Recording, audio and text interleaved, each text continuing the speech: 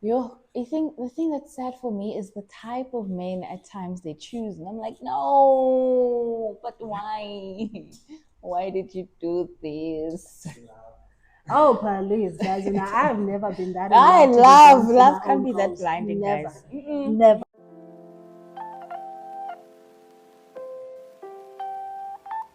Welcome to an all new episode of Looks and Wisdom Sundays with me, Oluchi B.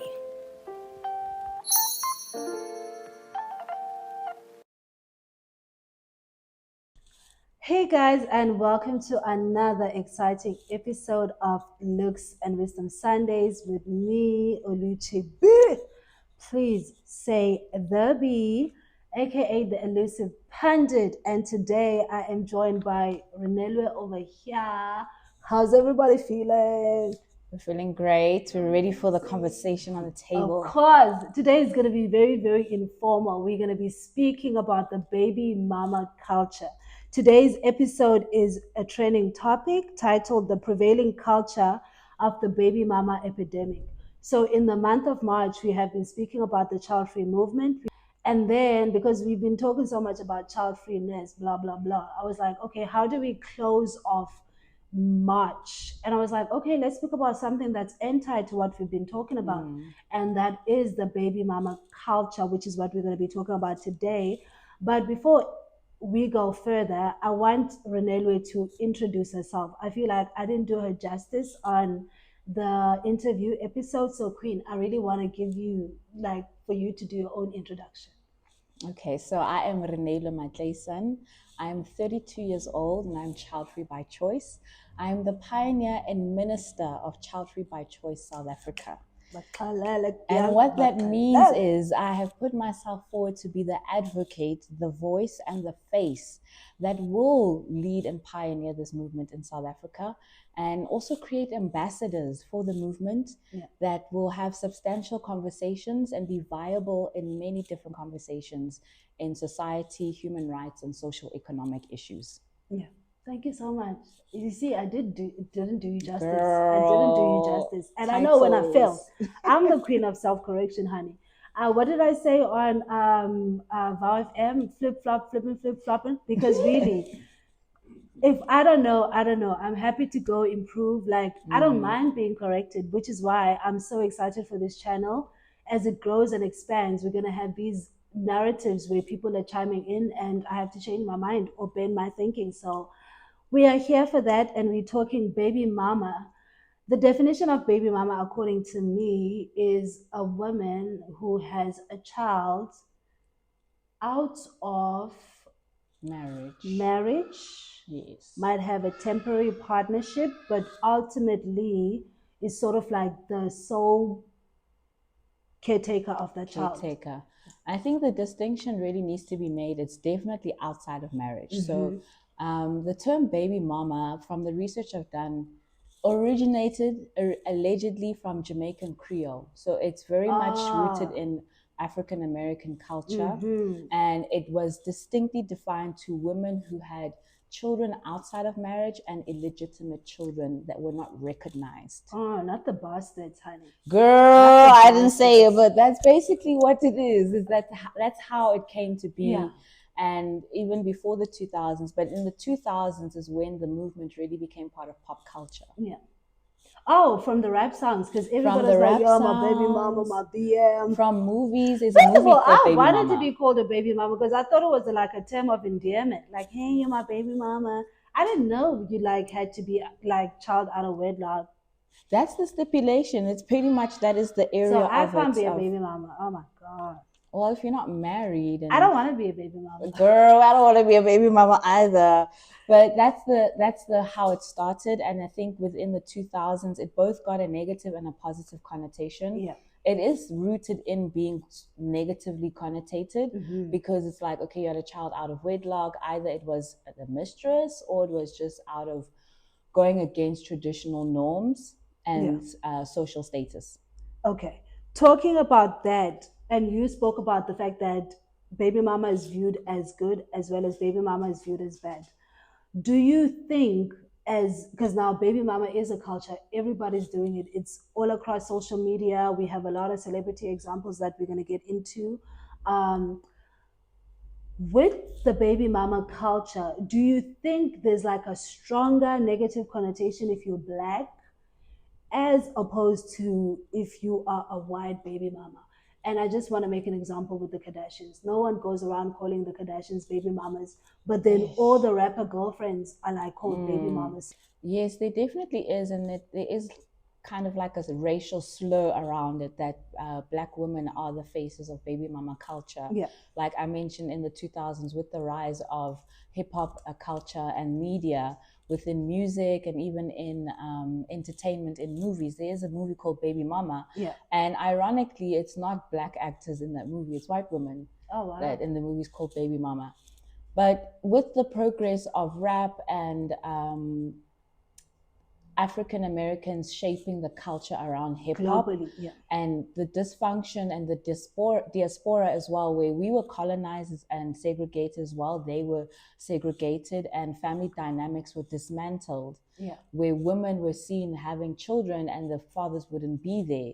So it kind of cemented an image of empowerment, yeah, but also the rooting and the history of it being a stigma. yeah. That, you know, you're a woman without a head of the house, a husband, you're the primary sole caregiver for your children. Yeah.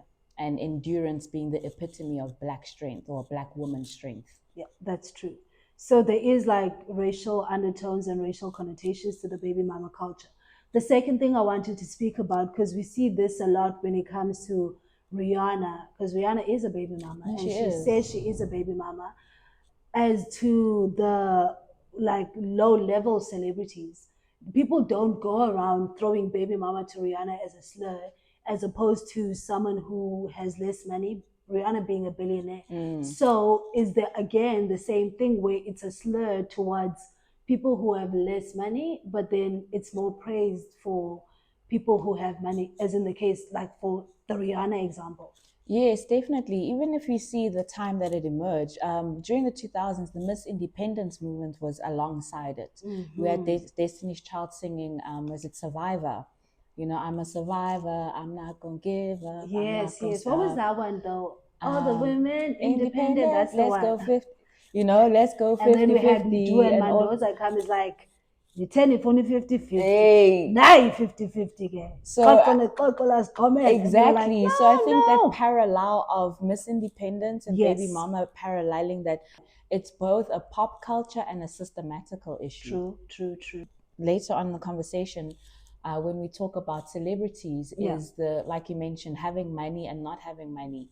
I see now that we're in the movement of we're having money and being a baby mama. It's almost erasing the negative connotation that as long as you have money, you know, it's not that bad. But then it raises questions of, does money alone raise a child? So we spoke about the racial disparities in the baby mama spectrum. We also spoke about the economic ones in the baby mama spectrum. If you're white, it's more acceptable than if you're black, but then if you have money, it's more acceptable than if you don't have money. Are there any other matrices that exist that maybe we are not looking into? Education and location. I grew up in the suburbs. So I would say that growing up in the suburbs was a more sheltered life to certain life experiences that the average person may in South Africa may experience, especially being a black woman that was raised by a single mother.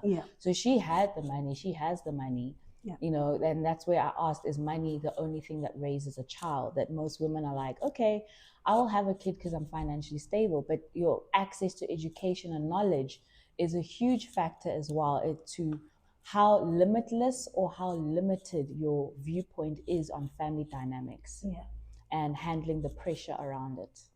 In terms of some local celebrities, for me, I've always admired Thando Thabethe. She was working at Johnson & Johnson, and I also worked at Johnson & Johnson.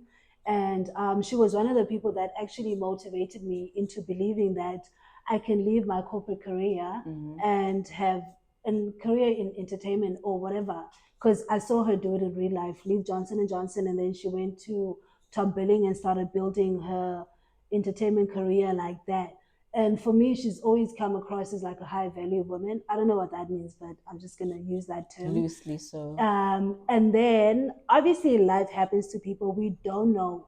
But later on, she did end up becoming a baby mama. I think she's on her Yes. third child now.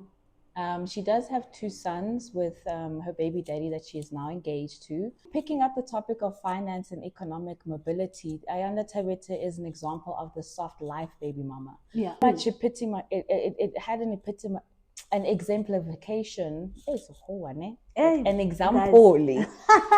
An example of for me is the soft life baby mama movement. That okay, is this another way of securing the bag? Is this another way of securing your high valueness or your social status? Yeah. Where you are showered with gifts and you see this luxury lifestyle around the baby mama culture. Yeah. And is it now shifting the harsh realities that a lot of baby mamas face to glamorize it and glam it up that, okay, Yeah. you can be a yummy mommy, you can do this, you can maybe find a rich guy and have a child with him and you will be elevated in life. And that's where the dynamic for me shifts, because it's like, okay, there's the I want to have children for myself, which I find selfish, and then there's also am I doing this for the bag? Yeah. It's a security element. And though you have that societal pressure as well. And for me, maybe Ayanda wanted to have children and she came of age because she really did have her children on the other side of 30. And it was like a decision, like, I'm a soft life girly.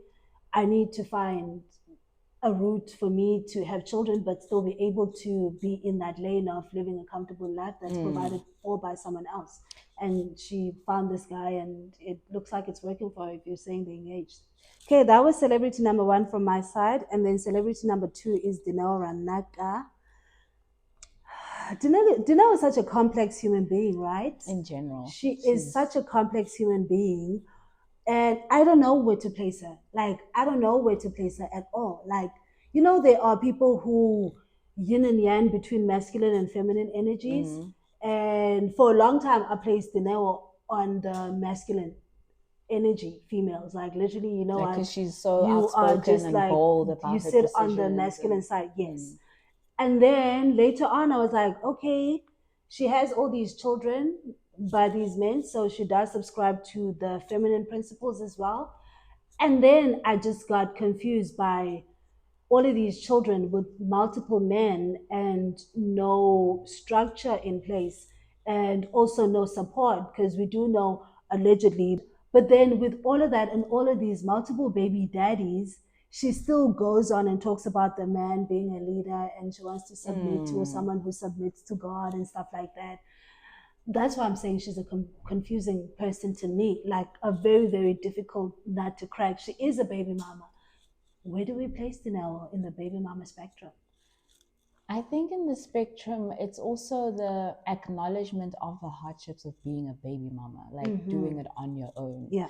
And once you've already made the decision, and I always like to say motherhood is a choice now, because there are certain actions, disclaimer, if you've been taken advantage of and things like that, please, it's not we part are of the never spectrum. speaking about victims. We are speaking about people who perpetually decide to pursue a specific side of life. Right now, we're talking about people who have actively pursued being baby mothers. Yeah. And that's where I think that Dineo's paradox comes into that. As a baby mama, it is hard. She would like to have a man. She would like to submit. She would like to have another parent and another adult to offload onto. Yeah. And I sympathize with that side. That's because flip flop, you know what I'm saying? Flippity flop. That's what's confusing to me. Like, flop. Are you picking a side? Are you now going to be the strong, independent man, or are you looking for support? Because for me, she always like, I'll have another child again if I want. But Queen, are we really looking at how you are even having children?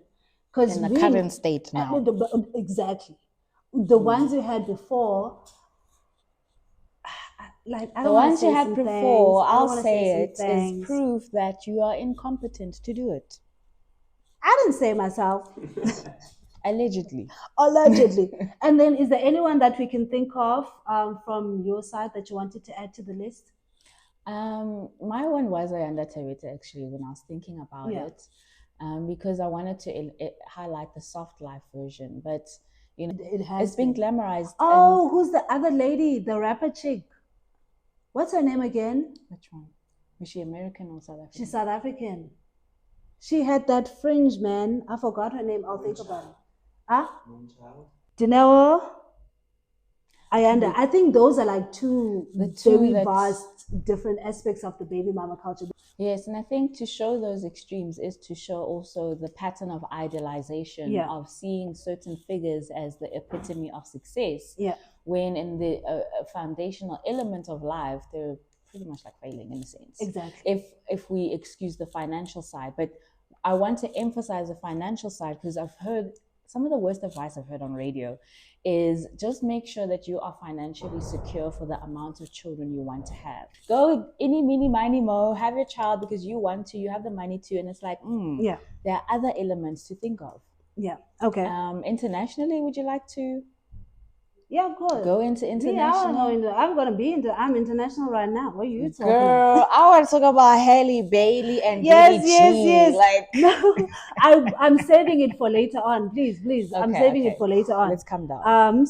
So let's get into the causes of baby mama culture. What causes it? Absent fathers, broken homes. Broken homes, family structures. Within the Black context, there's so many elements that cause dysfunctional structures. But we've seen that, or what I can say with the narrative is that because you endured dysfunction, it's now being normalized. Yeah. Like, no, I went through it. I was raised like this. My mother did it, so I can also do it. So the causes, childhood trauma in general. You are a starving person. This is not even jokes. I know a lot of people in the townships who actively sought to be pregnant so that they can get government grant money for themselves. And people are strained. They want to have these children.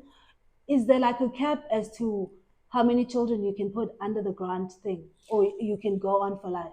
Right now for South Africa, I'm not sure. I know in the American sense, and that's where you really see how women are having children to get grants because they get like a lot of money that side, and they get like food per stamps. child and food stamps. So I think when we visualize the grant system in South Africa, it might not seem as big because the money is not that much to be sustainable.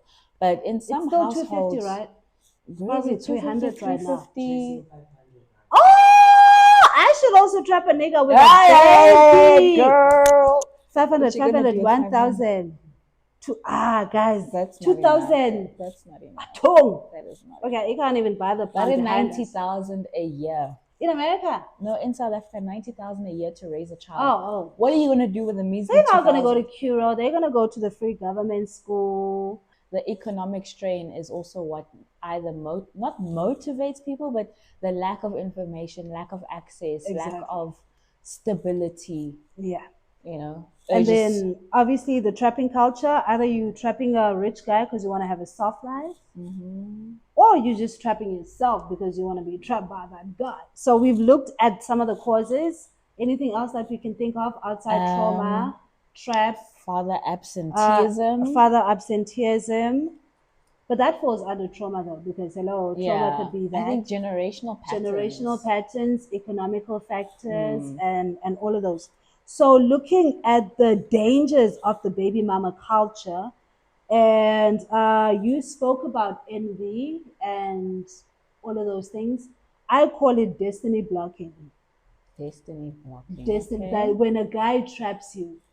Oh, to stop you from reaching the epitome of your future. So the dangers are destiny blocking for me. Halle Bailey and DDG. Hey, that one, the Queen of the Mermaid. She was about to be performing at the Oscars. Booked, was nominated for Best Original Song, fell pregnant, and what happened? And allegedly, those things got taken away. So Disney withdrew. Withdrew. I mean, why would you want a Disney princess that represents baby mama culture? She is talented, so she will find a way to rise above it, if we can say. But the path now that is projected is Tainted. very much Very much different to what, tainted. the first Black Ariel, the Disney Oh princess, my all of God. that, that Yes, whole, guys, it was that deep. like, it was that deep, It Ariel was with that deep. locks, representation, It was that and then you deep. become a baby mama. Wow, guys. It really was. So Disney pulled her out. She tried to hide the pregnancy as much as she could. We were on the internet telling her business. And I think just the man she chose, like, it seemed to me it was one of those, like, young love and very naive and very giddy, and almost like she was a fan of him. She was a fan. She told us this information Like, over and over again. Ne? So she fell into the naive fan moment. No, and right now, when I was finishing the research yesterday, DDG was on the news saying that he's not allowed to see the baby, going on a sour baby daddy rant about how single fathers are not given the same acknowledgement in the society, and it's always the mothers that are given the acknowledgement, and he's trying to be the best father, but Haley's blocking. You can see how it's going. What I don't like about the single father narrative is they always try push the system is for. How many men actually fight for full custody? Prejudice is that men are not fighting for full custody. Exactly. Like, they know they don't want to be the primary caregiver, so they'd rather paint it as, oh no, she's keeping me away, she's toxic. No, you're choosing. Yeah. Second on the destiny blocking, Naomi Osaka. I thought she was going to be the next Serena and Venus. What do you mean you're going to fall pregnant for a Corday whose career is not even going anywhere for no reason at all? Are you kidding me, Naomi? Now she can't even get back into the ranks. I was reading an article when I was doing this research. She's actually looking at retiring from tennis entirely. I think the thing that's sad for me is the type of men at times they choose. And I'm like, no, but why? Why did you do this? Oh, please, guys. I've never been that. Love can't be that blinding, never, guys. Never. So, by the way, her and Corday also broke up, FYI, to anybody, the same way that Halle and DDG did break up, and it was not even 2 years after the child had dropped. Hey, and the way the relationships are turning, where 2 years is deemed a long-term relationship. It is. I don't see how 2 years is a long-term relationship. With Corday. With DDG. Oh yes, it was even before the baby's first year birthday. And I remember when I was doing this, the ladies were like, yeah, even Serena Williams, hey guys, Serena wasn't destiny blocked. She had this guy. He is Reddit, one of the Reddit founders.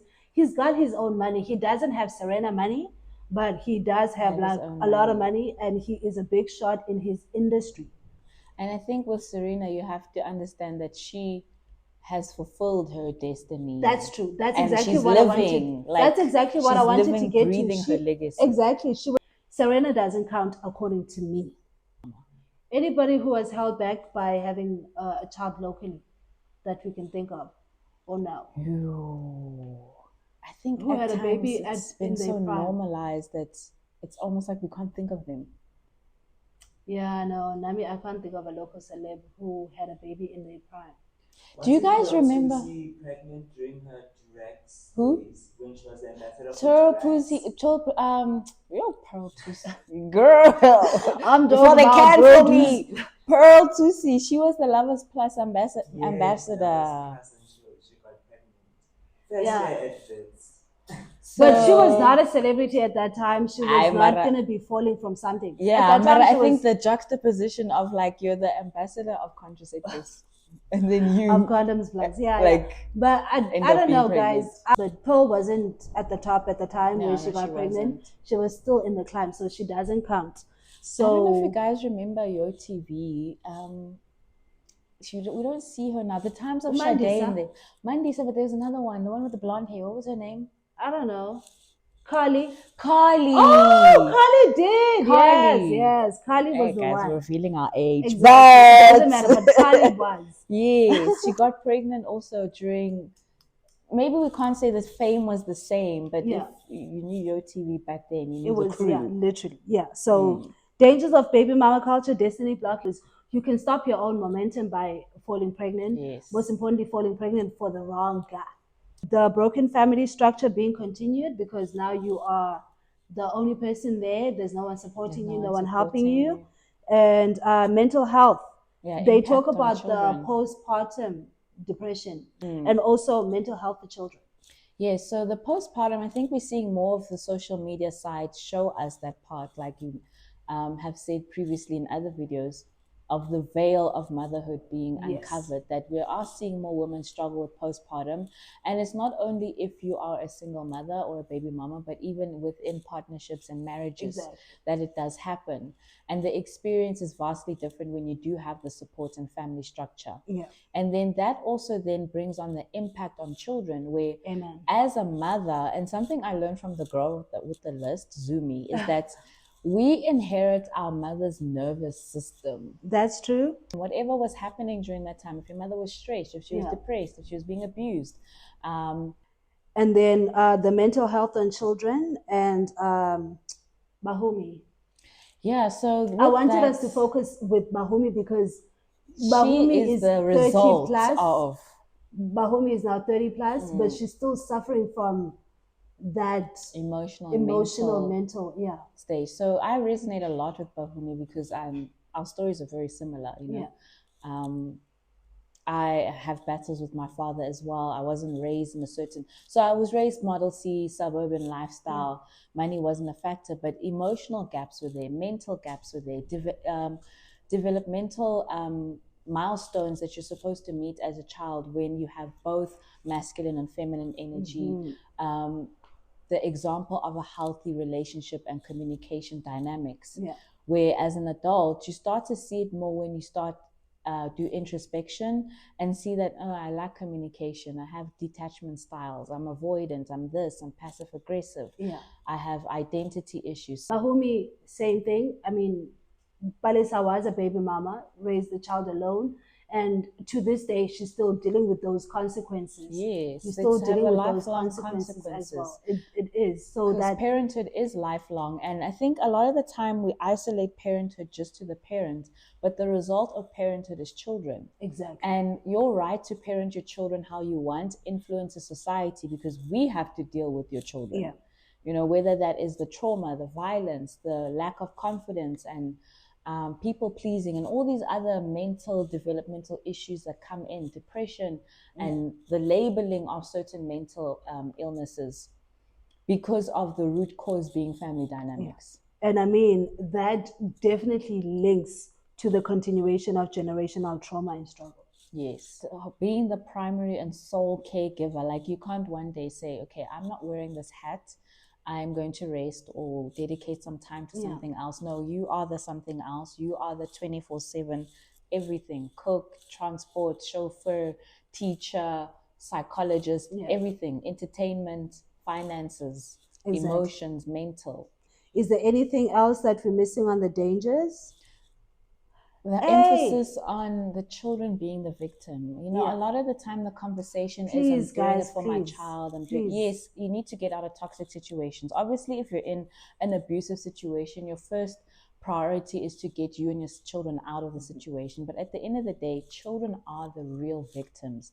As I sit here, I am someone's child. Yes, I'm an adult, but I'm a child of someone. I'm a child of God. I'm a child of my parents. And the results only really materialize when you are at a certain age. That's true. You know, and you see that you are at you like almost was set up to fail, and you just have to work so much harder in life. Exactly. And I always say to everybody, as much as my parents were like messed up people, the fact that my mom was like a stay-at-home, she had businesses, I knew where my mom was all the time. I knew where my father was all the time. Like those people were like tied to the hips to my life. I never had to think where my mom was, if the school, like I knew like literally where she would be. And for me, that has always been like one of the greatest joys about my childhood. And your experience is literally like the opposite of mine. My mother is my hero. She also found a way to, during the independence movement, to work for herself and be an entrepreneur. So she was able to be part not housewife, but house mom. She was, I don't remember my mother not really being there for me, but also I do remember her having gaps where like school pickups, she's a little bit late, and Yeah. Father's Day, you have to make crafts for someone. And I always knew that these crafts were going to my mom. Exactly. Even though it said Happy Father's Day, it was my mom's gift. I wanted to talk about this thing that we always see on social media, and mothers making their children their whole personalities. We did speak about that, but I wanted to speak more into the women who have sons. The boy mom complex. The boy mom complex. I know you had a word for it. I just thought about it now. I just think it's something we need to study, because it's seriously a phenomenon. Exactly. I'm just like, okay, boy mom, is it only when you have only boy children? And then I've seen a side of it where no, it also happens when you have a girl, but specifically when you have a boy as well. There's a certain motherhood that's different to raising girl children. Yeah. You know, it's like they make the boys heavy, like heavy on the they're difference. More coddled, heavy on the difference. They're not as independent. Things are done for these kind of children, and then they become men that are incapable of doing things for themselves. Yeah. That believe that women should work extremely hard because my mother did it and I saw her doing it and enjoying it. Nobody's is good enough for my baby boy. We like, it's the paradox of, is this your husband or your son? That's exactly what I wanted to get into. That's called the boy mom complex. We're not going to get deep into it today, but it is a complex that exists. And does the baby mama culture ultimately lead to the absent father epidemic? Yes, it's a result of, and it's a result of, and it leads. Like it's both ways, because it's like normalizing. It's the cause homes. and effect. It's the cause and effect, and Newton's third law: for every reaction, there's an equal and opposite reaction. That's what we've been talking about. Like it's literally that. So with fathers being absent, whether it's systematic or by choice, we're seeing it perpetuate the independent mother movement. And I didn't even know it was called independent mother until I was on a live, and someone corrected me. One of my followers was like, when you choose to be a mother when you choose to be a baby mama, so you know you're not going to have a father in the situation, you're financially stable and you've decided, it's called being an independent mother. Okay. Oh, okay. So now within that choice and empowerment, I feel like we're abdicating men of their responsibilities. We're now men. I would also like to be a father if I knew that I didn't have to be the primary caregiver. Like, yeah, why not? That's being true. A dad, that's true. Cool. All I have to do is provide sperm. That's it. Provide sperm, maybe financial, maybe show up on a weekend. You know, maybe co-parent, maybe, you know, it's normalizing. Heavy on the internet. I never get to see my child. It's normalizing irresponsibility and being an irresponsible parent, an irresponsible man. Okay, so you guys talk about absent fathers, but then the baby mama is contributing to the absent father epidemic. And then just quickly, is there a difference between a single mother and a baby mama? Yes, there is. Okay. So as I've mentioned before, baby mama is on the premise that you had a child before marriage or some sort of long-term commitment. A single mother, however, she would have had children within marriage. And so for some circumstance, either being death or divorce, she becomes a single parent, a single mother. Okay. So that's the clear distinction. So if you are a widow, you would be a single mother. Yeah. You're not a baby mama. But because of how culture has kind of engulfed, if you're a mother that is the primary caregiver, or are you co-parenting, then you are also deemed a baby mama. Okay. If you're a widow, you're deemed a baby mama, but there is a clear distinction. Single mothers usually have children in marriage, partnered up, either death, divorce, or other unforeseen circumstance. Okay. Before we get to the last question on how not to be a baby mama, can we just quickly talk about the Kardashians paradox in terms of opening up this whole comfortability around the whole baby mama culture? Because, I mean, we can't talk about the 2010s, 2020s without talking about the impact of the Kardashians. Now, we've seen them move through their lives. The first baby mama we had was Kourtney Kardashian. Yes. And I feel like she's Kylie. Not really named as much as baby mama because of the dynamic of how it is. Like Kylie is more seen of like a baby mom when she was 19 or so. But she had a child with a black man. But Kourtney's the one that set the tone. 4. How many children does she have? 4. 3. 3. 4. It's 4. It's 4 now. It's 4 now, but 3 But was she's Scott, married right? now. But 3. Yeah, and then I remember a show where an episode where she said something about not marrying Scott, but then she wanted all her children to have the same father. That's what they all say. Like even Kylie said the same thing when she had the second baby with Travis. Even Chloe said Chloe was even worse because she's like she wanted them to match. And everybody like match like what? Like what do you mean? Kitchen utensils. Match how? And she's probably gonna have a third child with the same guy. Courtney was the first one. She had a child with a white man. And I think that's why the emphasis of her not being a baby mama is not seen. You already did tell us that there's racial disparities. Yes, because I wanted us to talk about that because I do believe that they did aid in the whole baby culture movement. Like have a baby by a rapper and make it big in life. Yeah, like what 50 Cent say? Have a baby by me, baby, be a millionaire. It's even literally when 50 was saying that, I nobody believed him. We didn't.